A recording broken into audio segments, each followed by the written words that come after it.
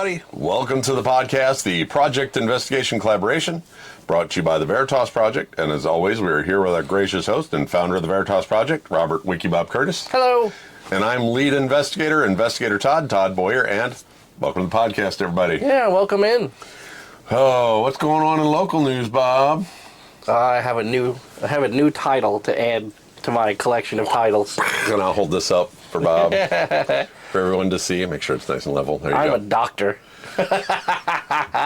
So, Bob, Doctorate of Divinity from the Universal Life Church, Robert Scott Curtis, has been awarded an honorary Doctor of Divinity degree on this day, the 13th of October, in the year 2025. The above named is granted the degree of Doctor of Divinity. And so there you go. Bob has an honorary doctorate from the Universal Life Church. There you go. So Bob is our go-to. If you guys get possessed, give us a call. We'll come out. Bob will handle business. Yeah. So Bob's going to hang that up. So that's I'm going to hang it up in the studio with my my ordination certificate. Right on. So there you go. Dr. Bob. Yeah. So now I got to start calling you Dr. Wiki Bob Curtis. Yeah. But like I say, what do I and Al Sharpton have in common? We both have a degree from an online church university. There you go. There you go. Oh, so yesterday I had a reunion for cast members of The Music Man that went to my high school. Oh, wow. And the funny thing was, right, so they did it in like 68. What year? I don't even remember my year. 85 or 86. 86. And then like 2005. And then they're doing it again this year. So that's why they did it. The funny thing was, more cast members from the 68 cast showed up than anybody else.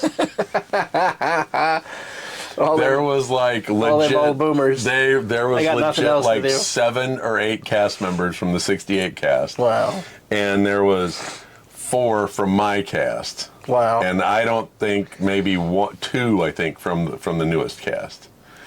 So that was kind of hilarious. That's funny. So yep, that was amusing. So there was a few people I hadn't seen in a while, so it was kind of nice to talk to a couple people. Yeah. Some people don't change. That's all I'm going to say. Some people do. So some people don't change. Some people do. And there it is. I'll let that one go.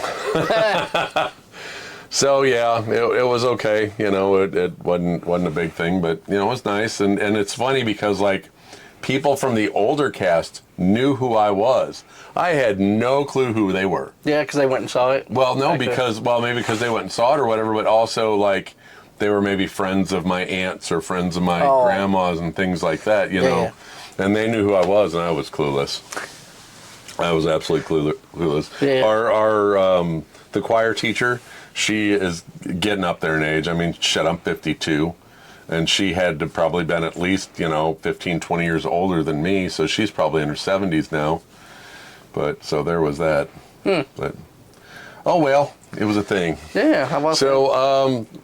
Before we go on, why don't you tell everybody what you're experimenting with to make the podcast better that we were just talking about there? Yeah, I've been playing with the other camera, the other 4K camera, and what I'm trying to do is to film each of us independently, so that way I can just cut the video together and then basically cut out, instead of having a camera that goes back and forth, that I would just cut the video out every time there's a scene where someone stops talking. So he could cut, and like you could dual cut. Yeah. You can run the 2 scenes over the top of each other, right? Yeah. Then you just cut them, delete this one, slide that one up. Right. To whichever one you're using as the master. So it will literally switch back and forth. So it'd look like a camera cut, but it's just 2 cameras that are filming. Spliced together. Yeah. We're getting more and more professional here, guys. So once we get into the actual studio, then we could do 3 cameras, really. Because then we could have an overview of us, and then in each personal camera. So then it would be like cut back and forth, Which they say is better because most people can't stay focused for more than a few seconds. So when the scene shifts back and forth, I think our retention rate will be higher. Yeah.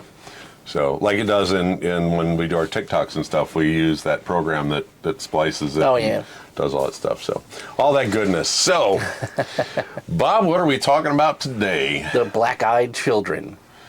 This is one I've been wanting ever since we first did our cryptids one. We didn't touch on the black-eyed children, and somebody in the comments was like, "We can talk about the black-eyed children." And I was like, "Oh, I never even thought of it." Right. So now here we are. We're going to do a whole episode about just the phenomenon of the black-eyed children. Got to grab the mouse. They're very spooky. It's a very, very weird thing, and there's a lot of evidence for this one. Because like there's maybe a handful of good pictures of Bigfoot. And there's no pictures of a chupacabra, but those are still popular myths. Whereas there are plenty of doorbell camera footage of black-eyed children. So it's a good thing. It's a good thing. We're going to get deep up into that deep dive and get right on in there. So the origins of the story, it basically surfaced in the mid-90s, credited to journalist Brian Bethel in Abilene, Texas. And he claimed that two boys with solid black eyes approached his car at night asking for a ride. His detailed description of unnatural dread became the blueprint for the later accounts, and the story spread rapidly through early internet, message boards, and paranormal forums. "Let us in" became the chilling trademark phrase linking all future encounters. Now, there's been a whole ton of movies about, let us in and stuff. So Right. And, of course, the common characteristics is the children are pale, roughly between 6 and 16, with pitch black eyes, right? No iris, no nothing, just straight black eyes. And they exhibit unnatural calm and formal or outdated speech patterns, and frequently appear at night asking to enter homes or vehicles. So they evoke instant irrational fear in witnesses before any aggression occurs, and disappear suddenly if denied entry, often leaving no trace. So some of the footage I've seen from people's Ring cameras where they were just having a full-blown panic attack because these kids knocked on the door and did not let them in. And then the next morning they went out there and you could see where snow had fallen on their front porch, and there was no footprints in it. And in the video you could see where snow had fallen in the video. So it did not snow overnight. Right. But it snowed before the kids got there, and the kids are on the video, and you can see them on the porch. But the steps to the porch didn't have any footprints in the snow. Completely perfect snow. So it's like they just materialized on the porch, and then did their little shenanigans, and then poof, right out of existence. And they won't enter a space without Right. specific permission. They ask permission, and it kind of falls back to the vampire Like mythology. vampires, right. So, and some theories believe that this reflects universal metaphysical law of consent and will. The act of inviting them grants energetic access to the human spirit field, and refusing entry appears to break their control or banish them temporarily. A few accounts claim that saying yes leads to physical illness or bad luck soon after. Right. That's like a big thing I noticed in a lot of movies lately, too, is the asking of entry. Right. I've noticed there was one movie where it was like anybody in the town that came to your door and asked for entry after dark was, it was just a movie out here recently. Turn them away. Yep. If anybody comes asking for entry, say no. We'll call the police for you if you need that. But you cannot come in. Nope. So it kind of parallels historic folklore, the European legends of the changeling children who mimic humans. Yeah. And the Japanese, why do we always get these? Kuchisake Onna. There you go. The slit-mouthed woman. And go ahead, Bob. Take that one. Sashiki Warashi. So, kind of a similar theme there. Yeah. I'm sure Bob butchered it just as good as I could have. So, medieval tales of fae and tricksters requesting entry or help from travelers. Yeah. And early Christian demonology warned of deceptive childlike forms used by evil spirits. Victorian ghost stories often feature child apparitions as omens of death. So, I mean, you see this a lot, though. I mean, in the movies and the things that go on. Right. It makes you there's so many different theories about it. Is it a demonic possession? Is it, a spirit? Is it, Yeah. Or why does it show up on your cameras? Or like the inside camera filming out will catch it too. Right. If it's not a spirit, then it shouldn't be on the camera and look as good as it does on the camera. Right. They're not see-through. They look physically real. They look like real kids standing there with their hoodies on or whatever. So, yeah, it's... The black eyes may symbolize subconscious fear of corruption and innocence and could represent collective anxiety about lost children and modern isolation. Now, the mass media and creepypasta culture amplify pattern recognition in readers, and some encounters may stem from hypnagogic states or mild sleep paralysis. Others might be misidentified kids amplified by fear and low light. Okay, so it always cracks me up when we do a deep dive into this stuff, and it gives us the information from a psychological or sociological standpoint. I just want to tell AI to never do that again, because it always comes up with the worst crap. Yeah. You know what I mean? It feels like that AI is working for the man. Right. You know what I mean? When it comes to that stuff, it's so horrifically annoying. Yeah. The hypnagogic states they're talking about is like the liminal spaces. Mm-hmm. And that was one of the theories that I saw on Reddit, was that people think that the black-eyed children are children that are trapped in liminal spaces. And then what they want is for you to open the door so they could trade places with you. So they think that it's like a one-for-one swap with the liminal spaces. So you'll get stuck in the back rooms if you open the door. Like the Langoliers, where you're outside of time. Yeah. Kind of thing. So, I mean, there's extraterrestrial theories that go along with this. Some people link them to hybrid alien programs, described as abductees. And the black eyes match descriptions of the gray-type beings disguised as humans. Mm-hmm. And that also kind of falls to the Men in Black thing, too, the... I mean, they don't usually have the black eyes, but if they're wearing the glasses, you can't see their eyes. There's a different version of the MIBs, right? The children version of the Men in Black. They show up in little black suits and ties. Let me in. For all you guys that didn't catch the MIB and our fancy schmancy special effects. Oh, we recorded the first part of that podcast. Literally stopped the camera, got up, did a clothing change, sat back down in black suits. Yep. And had a little sound effect, everything. Oh, boy. We're so high budget here. High budget and low brow. There you go. So...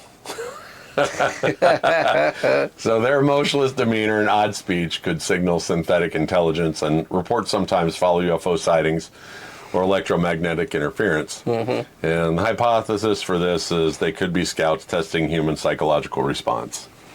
I can see that. But that's the alien side of it. Right. Because now we're getting into each individual possibility of what they could possibly be. Yeah.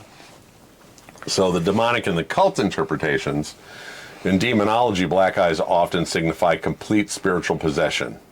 The invitation element aligns with ritual summoning in packs, and some paranormal investigators report sulfur smells or power drains near them.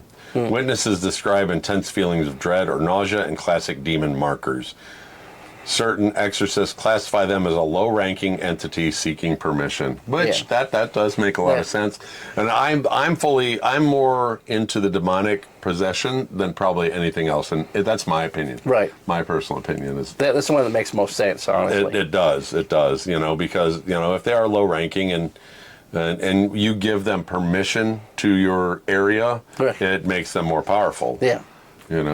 Something they mentioned there that just sparked an idea that we used to do ghost investigations, and we would always notice that there was a battery drain in our equipment all the time. And recently, that doesn't happen. That doesn't happen. No. I wonder if that has something to do with how much there's more Wi-Fi and other things going on that spirits can tap into that energy. That makes a lot of sense. Drain the energy out of your batteries anymore. They can just pull it out of the atmosphere.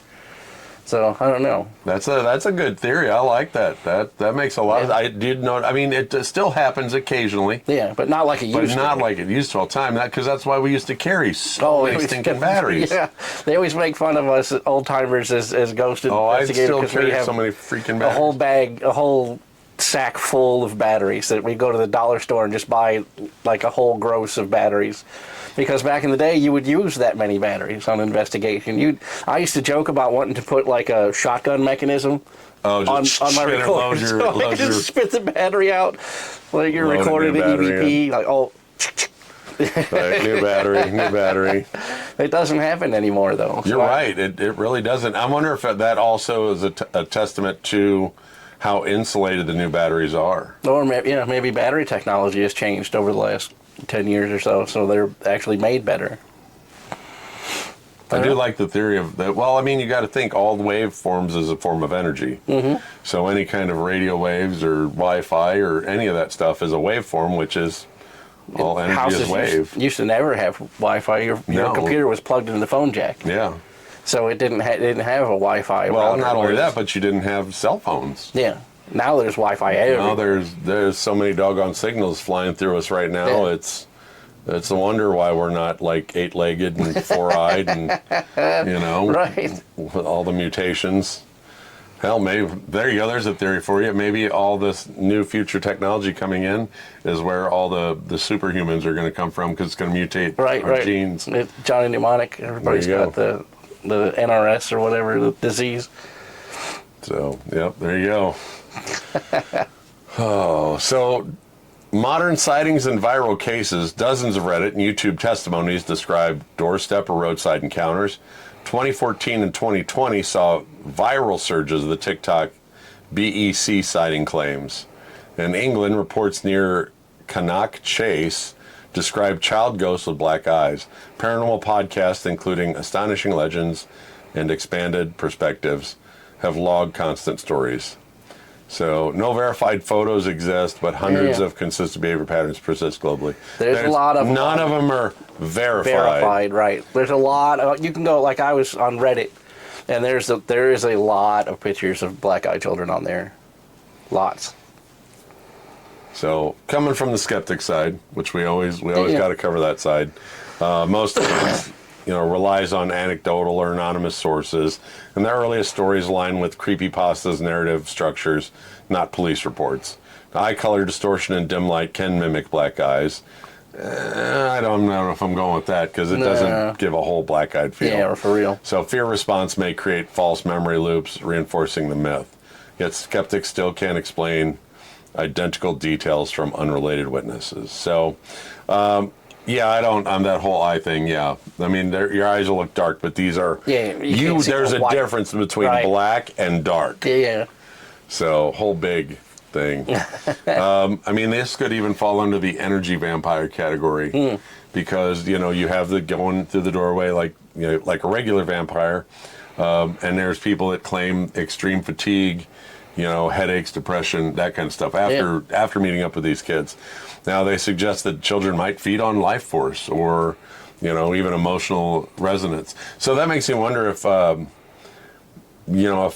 wouldn't be surprised if they were like seen around like funeral homes or schools or whatnot that would feed on the emotional energy. Emotional energy. Now, the permission element about it could be you're opening your energy conduit to them by inviting them in. Right. So, I mean, it mirrors the psychic vampire in a way. So, few claim pets become lethargic or even avoid rooms where the kids have appeared.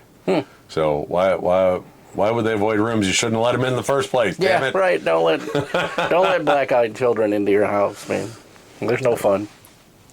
No fun involved. Now, it could be also a connection to shadow people. Yeah.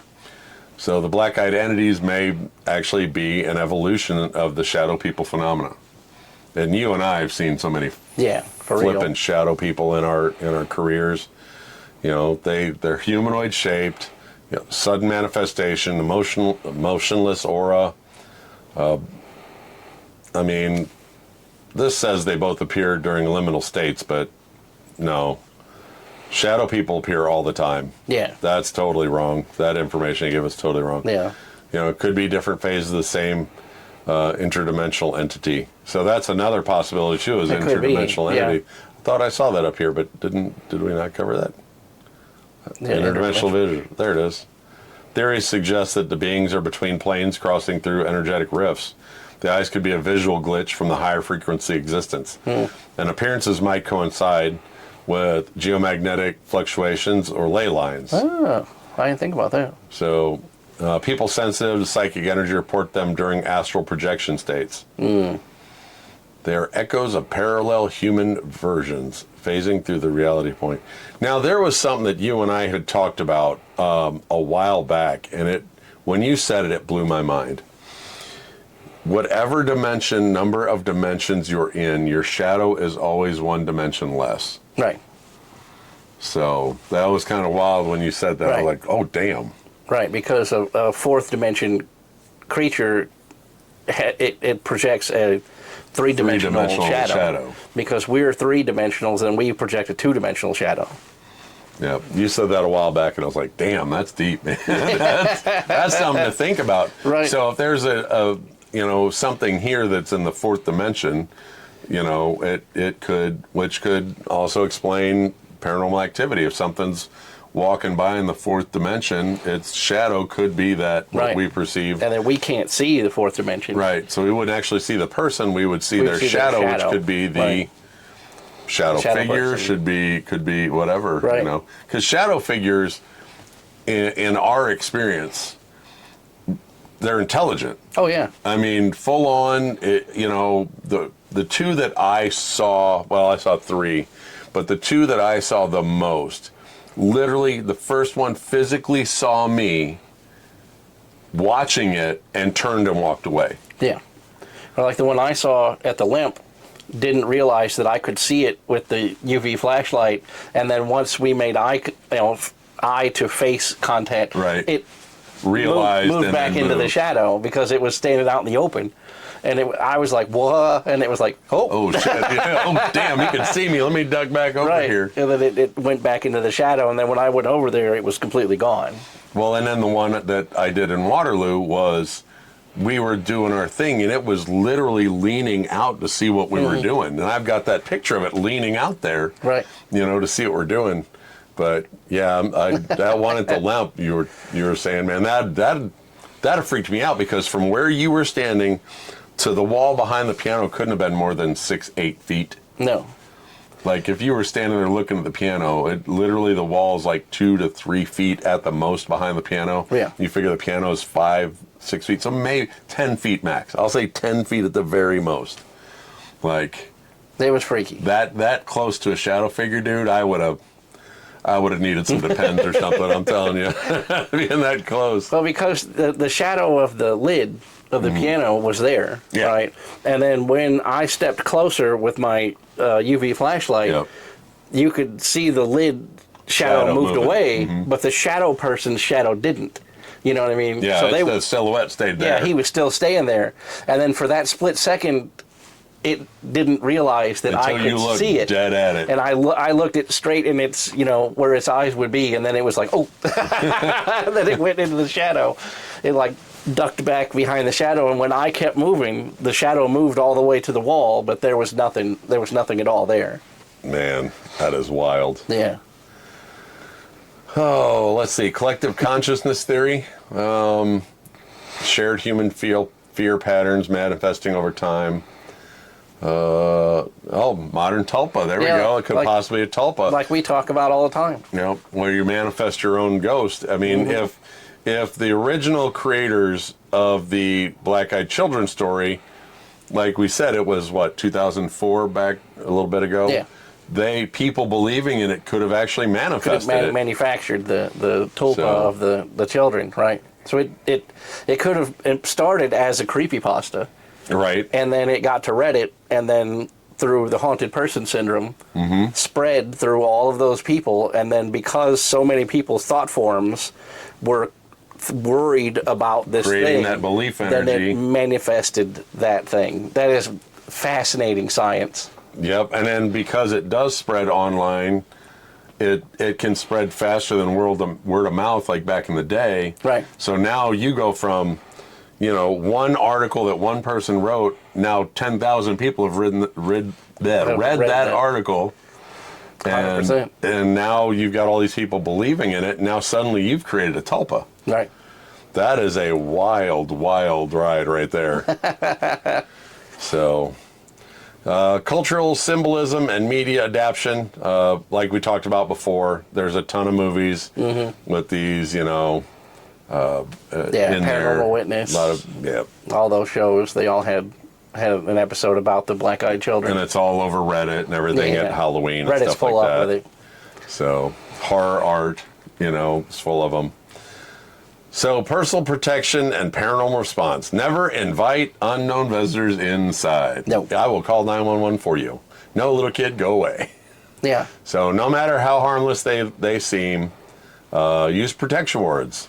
Pray or salt barriers around thresholds. That's a little harder to do with the salt barriers and whatnot. Right. Glyphs of warding, though, around your door would be helpful. There are some religions that actually put symbolism around their door as part of their religion. Right. So it wouldn't hurt to put a couple glyphs of warding up there. So, and that literally is the next one it says. So, grounding rituals, EMF checks can reduce fear amplification.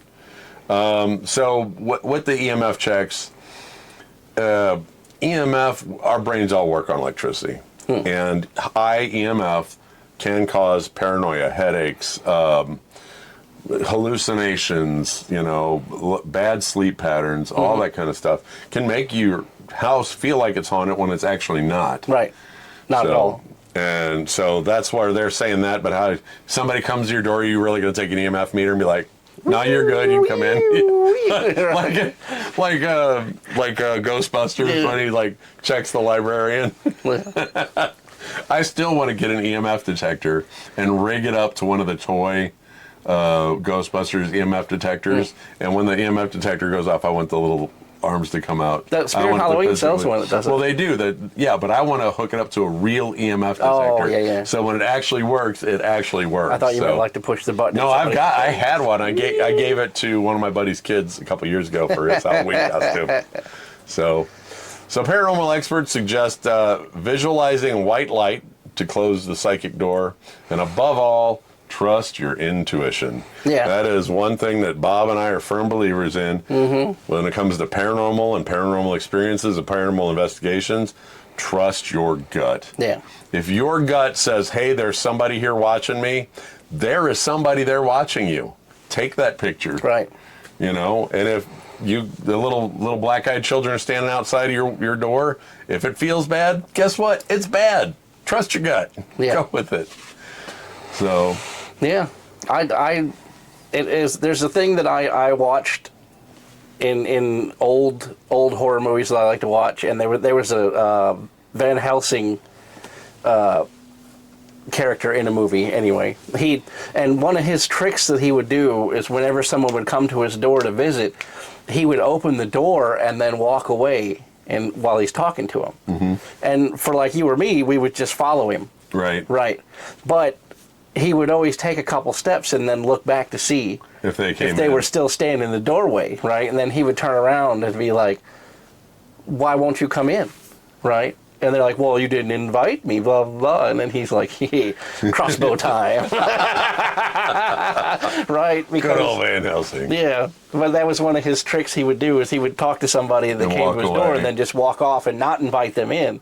Right. But if the person stepped over the threshold and followed him, then he knew that it wasn't a malignant spirit, right? But if they stopped there and were staring at him, waiting for that invitation, then... Good stuff. There you go. If the little black-eyed children show up, try that trick. Right. See if they follow you in. See if they're just not goofballs wearing contacts. Like, yeah, let me get my phone. And then, if they follow you in, then, they step in the doorway, then they're legit. But when the dude with the black eye shows up with your pizza... Yeah. That you didn't order. Got your pizza here, sir. Hello, fellow human. Regular guy. What is that? What, the doctor is the alien? Oh. Yeah. Yeah, with, what is that called? I can't think of the name of that On the show. side, Resident Alien. Resident Alien. That guy, that's the guy that I was actually just having a conversation about him. Alan Tudyk. Yep. He played 4 in the new Superman movie, and he also played the robot Sonny in iRobot. Yeah. And he did not get any credit for iRobot because they were afraid he was going to upstage, what's his nuggets? Will Smith. Will Smith. Yeah. Because he did such a good job as Sonny, he didn't get any credit for it. So. He's also K2SO from the Rogue One. Really? Yeah. He's so good at being a robot. He's so good at being an awkward person. He's got it down. If you've never seen that Resident Alien, you should check it out. That show is there's one little boy in the town hilarious. that can actually see through it, and he sees that he's an alien. The little kid has like a birth defect where he's like colorblind. Yeah. And the alien has like a projected hologram, like where it looks like a normal person. And the kid, his birth defect prevents him from seeing the hologram, so he can see the alien for what it is. And it is so funny. There's so many parts of that movie, that TV show, where I just had to pause it so I could catch my breath. I was laughing so hard. There you go. So guys, that wraps up our Black-Eyed Children. Yeah. I wonder if their favorite band is Black Eyed Peas. The whole time we were saying, I was thinking that. Think of Black Eyed Peas? I was like, how can I make a Black Eyed Peas reference? Oh boy. All right, guys. So, thanks for joining us. Don't forget to check out Bob on all the social medias, RS Curtis 73 on everything. Since he's a blue checkmark kind of guy on Instagram and Facebook, and Bob's just doing all kinds of now business. I'm a doctor, apparently. Doctor and a blue checkmark out there for the world to see. There you go. If you guys have a story that you'd like to tell us, or you have a suggestion for a podcast, go ahead and send us that suggestion at therealveritasproject@gmail.com. Yeah. Or you can message us here on the YouTubes, or you can message Bob or I down here if you're watching on TikTok. We'll hang out like we always do after we wrap up. For you guys that watch us on YouTube, we do this live on TikTok at 8 o'clock on Saturdays. Mm-hmm. Come hang out with us, watch the recording. We always hang around afterwards to chit-chat a little bit. Yep. If you are watching us on YouTube, don't forget to like, comment, and share. Ring that notification bell so you can catch us every week. We appreciate each and every one of you. Don't forget, if you comment, I don't even care if you comment firsties. Any interaction will help us out. Yeah. So whatever it is. Will help us out. Join us on Discord, the Real Veritas Project, or it's just the Veritas Project on Discord. Yeah. So you want to chit-chat on Discord, jump in there. We're on there every once in a while. Yeah, you can see you can leave a message or whatever. The little green shield on there so you know which one's ours. Also, if you want to get our fancy schmancy postcards, they're not down here yet. Oh, they're not down here yet. So yeah, they probably will be in the next week or so, the fancy schmancy postcards. Yeah. Go to, I totally brain fried again on how you get the postcards, the name of it. Patreon. Patreon, thank you. Zero Level Patreon. Guys, just go over there, join Patreon. Follow us on Patreon, become a zero. Doesn't cost anything. Doesn't cost a darn thing to support us on Patreon. And if you do that during our closing credits, if you hang around for the closing credits, because there's always an Easter egg at the very, very end. Yep. If you watch the closing credits, anybody that follows us, even at the $0 level on Patreon, your name, whatever name you want us to put, unless it's profanity, but any name you want to put at the end there, we'll put your name on Patreon. Yeah. Just to show your support. And you can, one day when we make it big, you guys can go, look, I supported them on Patreon way back here. Yeah, back when it was only 2 rows of people. Yep. And then when, if you want to do the $5 membership, you get a personal postcard from us every month. Bob and I sign it. Mm-hmm. Angie writes a nice note because our handwriting's horrible, like we always say, because it is. And you get that. It's just something to show your support and something in return for supporting us. We actually lose money on the postcards. Yeah. I mean, right. But it is what it is. We're trying to get our stuff out there. So, also, if you want some merch, go to Printify. Yeah. We have all the cool merch, which if you're looking for that information for Printify, it's one of the very first slides on the credits at the end. It's Bob and I going through a dark tunnel and holding a flashlight up to the wall, and it's got all our information right there. So all our AI funny stuff. Right. So, well, Bob, I did notice that since we did switch back to the Sony battery, the camera doesn't overheat. It doesn't overheat at all. Yeah. So it's those off-brand batteries that we got, hoping to save a couple bucks. Yeah. But it's working this way. So it is what it is. So I think that covers everything. Oh, but Facebook. Bob on the Facebook group. Yeah. Check marked on Instagram, Facebook. all that stuff. All that good stuff. So thanks, everybody. We appreciate you, coming in and supporting us on YouTube and watching, and also for our TikTok people. Thank you guys for joining us this evening. On behalf of Bob, Angie, Kay, Robin, and myself, we really appreciate you all, and we want you to remember, stay curious and find the truth. And we'll catch you guys next time. Bye, everybody. See ya.